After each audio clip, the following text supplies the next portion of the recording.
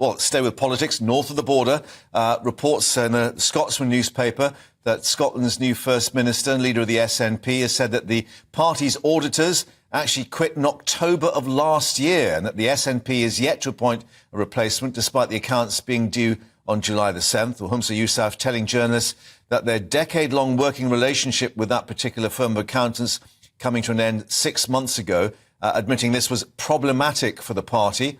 Let's get more now with our political reporter Katherine Forster joining us at Westminster. And Katherine, of course, we were breaking this news about the accountants last week, but clearly the relationship had broken down a lot earlier than that.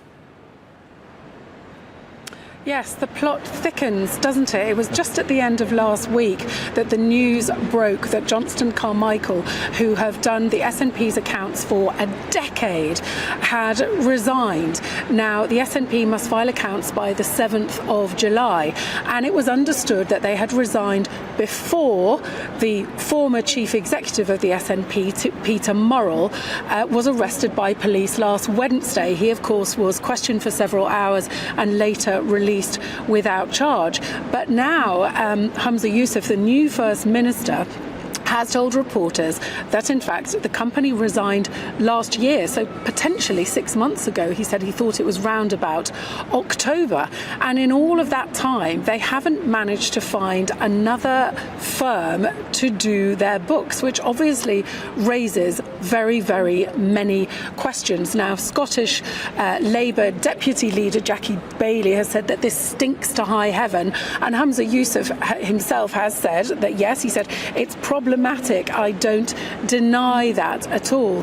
That really is putting it rather mildly, isn't it? Because, of course, there is this ongoing police investigation been going on now for over 18 months into £600,000 worth of donations made by SNP members to fund a new referendum into independence. Now, where that money has gone remains unclear, but many questions being asked, certainly a huge lack of transparency about what has been going on at the top of the party. And of course, for many, many years, the SNP pretty much reigned supreme in Scotland, not far off a one-party state. And they just did what they did, and not many questions were asked. But with the resignation of Nicola Sturgeon, lots of washing of dirty laundry in public, a very acrimonious leadership campaign between Kate Forbes and Humza Yousaf. And Humza Yousaf only won by 52 to 48, so not really resounding. All of these questions being asked, and increasing doubts really about the future of the SNP at the moment. They've gone from being in an incredibly strong position to being seemingly in free fall within a matter of a few short weeks. And maybe short of a few bob as well, allegedly. Katherine, thank you for that. In Westminster, of course, we'll get more as it emerges from Humza Yousaf. As we say, he's been speaking to reporters about this issue.